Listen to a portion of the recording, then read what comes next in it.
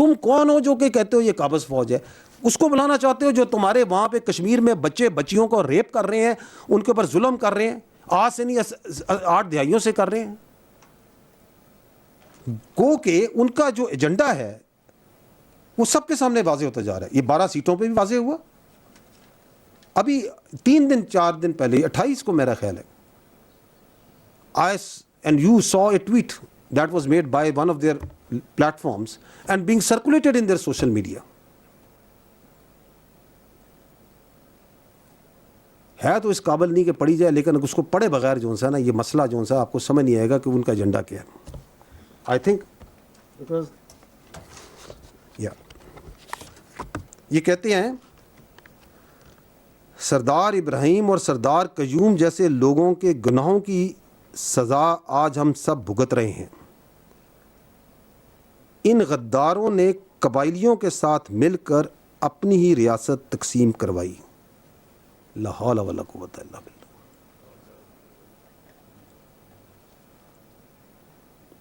کس کی ریاست تھی وہ؟ ہری سنگھ کی ریاست تھی. کس کے خلاف بغاوت کی تھی انہوں نے؟ ہری سنگھ کے خلاف، ڈوگرے کے خلاف بغاوت کی تھی. تو آپ یہ ہری سنگھ کا بیانیہ پڑھ رہے ہیں. آپ چاہتے ہیں کہ یہ گریٹ پیپل، یہ مجاہد اول جن کے نام سن سن کے ہم بڑے ہوئے، جن کا دلوں میں ہمارے اور ہر کشمیری ہر پاکستانی کے دل میں تقدس ہے، ہم نے تو ان کی کہانیاں سنی. ہم نے کرنل محمد خان کی کہانیاں سنی. ہم نے تو پونچھ میں، راولہ کوٹ میں ان پہلے بہادر لوگوں کی کہانیاں سنی جو کھڑے ہوئے وہاں پہ. کس کے خلاف؟ وہ کہہ رہے ہیں کہ یہ سب سے بڑا ظلم کیا تھا ان لوگوں نے. So the agenda is clear, is coming out. جب وہاں کھڑے ہو کے آپ تقریریں کریں اور یہ کہیں کہ یہ قابض فوج کو یہاں سے نکال دیں. کون ہے قابض وہاں پہ فوج؟ کس فوج کی بات کریں؟ کون سی فوج ہے؟ پاکستان کی فوج ہے نا. کیا ہے پاکستان کی فوج؟ 1 لاکھ سے زیادہ تو کشمیری ہیں اس فوج کے ساتھ جڑے ہوئے.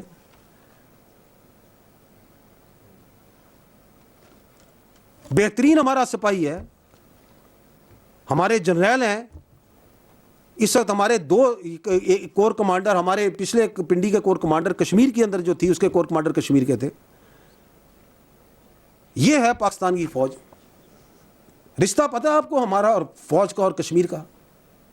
یہ تل پترا جو ہے کشمیر میں ہے، جہاں پہ پہلی بار خون دیا تھا کسی نشان حیدر نے. کس نے دیا تھا؟ یہ گجر خان کے کیپٹن سرور شہید تھے، سلام ان پر.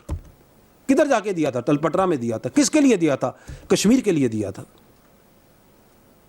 یہ آخری جو نشان حیدر ہے ہمارے کیپٹن کرنل شیر خان، اللہ درجات بلند کرے، حوالدار لالک جان شہید، اللہ ان کے درجات بلند کرے، کارگل میں جا کے جان دی تھی نا. کتنے فوجیوں نے، کتنے پاکستانیوں نے، کشمیریوں نے کشمیر میں جا کے خون دیا ہے. تم کون ہو جو کہ کہتے ہو یہ قابض فوج ہے؟ اس کو بلانا چاہتے ہو جو تمہارے وہاں پہ کشمیر میں بچے بچیوں کو ریپ کر رہے ہیں، ان کے اوپر ظلم کر رہے ہیں، آج سے نہیں 8 دہائیوں سے کر رہے ہیں. کس کا ایجنڈا بول رہے ہو؟ اور پھر جو ان کا سوشل میڈیا سسٹم ہے، وہی جو کاروائی میں نے کہا نا، ایک ایکو سسٹم بن چکا ہے نا پاکستان میں. وہ جو سا ہے وہ جو ڈالتے ہیں وہ پھر تھٹ تھٹ تھٹ گھومتا ہے.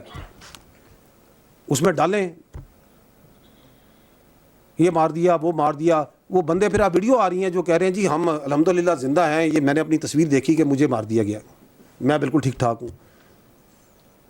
کہیں پہ وہ مسجد کے امام بتا رہے ہیں کہ نہیں جی بالکل ٹھیک ٹھاک ہے، ہماری مسجد پہ کوئی قبضہ نہیں ہوا، کوئی کسی ظالم فوج نے آگے کچھ نہیں کیا. اور فوج کا تو تعلق ہی نہیں اس معاملے سے. This is the Azad Jammu and Kashmir government backed by their brave and very brave and valiant AJK police, backed by the civil armed forces. بہادری آپ کو اندازہ ہے اس AJK پولیس نے یہ، کیونکہ یہ کہ وہ کس کے خلاف کھڑے ہیں. وہ سب انسپیکٹر نعیم اسی علاقے کا تھا، راولہ کوٹ کا تھا، اسی قبیلے کا تھا. اگر یہ قبائلیت اور عصبیت اور زبانیت پہ ہی بات کرنی ہے، زندہ اس کی آنتڑیں نکالی ہیں انہوں نے. سمر بھائی زندہ انہی کے لیڈروں کے آواز پہ، انہی کی آرڈروں پہ کھڑی ہے آپ کی پولیس. آپ کی جموں اینڈ کشمیر کی پولیس کھڑی ہے، بیکاز دے نو کہ from where they are coming. اور کوئی جو ہے نا یہ جو ہمارا کانفیر بنے گا پاکستان, ہم پاکستانی ہیں اور پاکستان ہمارا ہے, کوئی اس کے درمیان نہیں آ سکتا. Nothing can change that. کوئی کنفیوز کرنے کی کوشش کرے, کوئی اس کو کمپرومائز کرنے کی کوشش کرے, کوئی نہیں کر سکتا. سو دے وانٹیڈ کوارشن, وائلنس, کہ الیکشن نہ ہو. تو الیکٹورل پروسیس ہے, وہ چل رہا ہے, اسمبلیز ہیں, بن رہی ہیں, بنے گی آگے. دی آنسر جو آپ نے کہا, آنسر کدھر ہے؟ Answer is in constitution, answer is in rule of law. But nobody can be given free pass on the basis of coercion and violence. جس نے جو ظلم کیا ہے, جس نے کسی کو قتل کیا ہے, کسی نے جو ظلم کیے ہیں, اس کو اس کا جواب دینا پڑے گا ایز پر دی آئین, ایز پر دی کانسٹیٹیوشن. تو we have to follow the path of constitution and law. That is what we need to follow. جل صاحب, آپ نے بڑی اچھی بریفنگ دی بلوچستان پہ اور سرداروں کے حوالے سے, ایلیٹ کلاس کے حوالے سے. اس دفعہ جو واقعہ ہوا, پولیس والے شہید ہوئے جہاں پہ, وہاں سے آواز آئی کہ جی ہم بلاتے رہے اور ہماری مدد کے لیے پولیس والوں کے لیے کوئی نہ آیا. سویلینز کی طرف سے انہوں نے میتیں بھی رکھی. ایک تو یہ جو آپ نے کہا کہ شور مچایا جاتا ہے, اس کی حقیقت بتا دیں. دوسرے, آپ نے ابھی بلوچستان کے 2 ایریاز میں شورش پہ کہا تھا کہ میں اس کی تفصیل بتاؤں گا کہ وہاں زیادہ کیوں ہو رہے ہیں, جو سلائیڈز آپ نے دکھائی تھیں. تیسری بات آپ نے لیپ ٹاپ اور ٹیبز کی کہی کہ ہم بچوں کو دے رہے ہیں. ابھی آپ نے محسن نقوی صاحب کا حوالہ دیا, وہ بہت تیزی سے بول رہے تھے کہ اس سے حل نہیں ہوتا. لوگوں نے اس لیے اس سے پہ زیادہ بات کی کہ ان کا رخ آپ کی طرف ہو جاتا ہے کہ وہ نمائندگی کس کی کر رہے ہیں. تو انہوں نے پارلیمنٹ میں تقریر کیوں نہیں کی, یہی والی جو ان لوگوں کے ساتھ کی. میری رائے یہ ہے کہ جن کو ہم سب اپنی جیب سے پیسے دیتے ہیں, ایکسپورٹرز کو, ڈالر پتہ نہیں ان کے کہاں جاتے ہیں, اور یہ ہر صدر, وزیر اعظم, آرمی چیف کو ملتے ہیں, جواب میں آج تک یہ کچھ نہ دے سکے ہمیں. اچھا ٹھیک ہے, میں اگر آپ اجازت دیں میں بیکورڈ چلتا ہوں, کیونکہ اس پہ تیسرے پارٹس پہ پہلی بات ہو چکی. دیکھیں, میں نے اس پہ آپ کو پہلے بھی عرض کیا کہ محسن نقوی صاحب being a part of the cabinet and being a interior minister, he has his own understanding, اور بڑی ایک ان کی انفارمڈ انڈرسٹینڈنگ ہے, because he has been deal lot of issues. ان کا یہ ایک پرسنل اوپینین ہے جس کی انہوں نے رائے دی ہے, and he has a right to give his own opinion in the way that he feels appropriate. But we are, our standpoint is absolutely clear, and it's not today, it is yesterday, it was day before yesterday, and we have been saying it from here in this podium again and again, that the stability and security is rested upon good governance and administration, and there is no way out of it. And governance and administration, good governance administration is not a standstill process.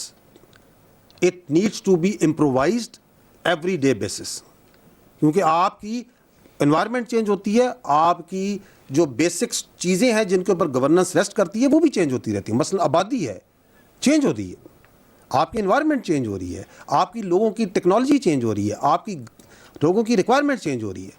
اگر آج سے 20 سال 50 سال پہلے چلے جائیں تو ہر چیز جو سی رجسٹر وہ ہاتھ سے مینولی کاؤنٹ ہوتی تھی. ابھی اسی گورننس سسٹم میں چل جائے, ایڈمنسٹریشن سے چل جائے, things are being digitize because the requirement has change, because new technology has come.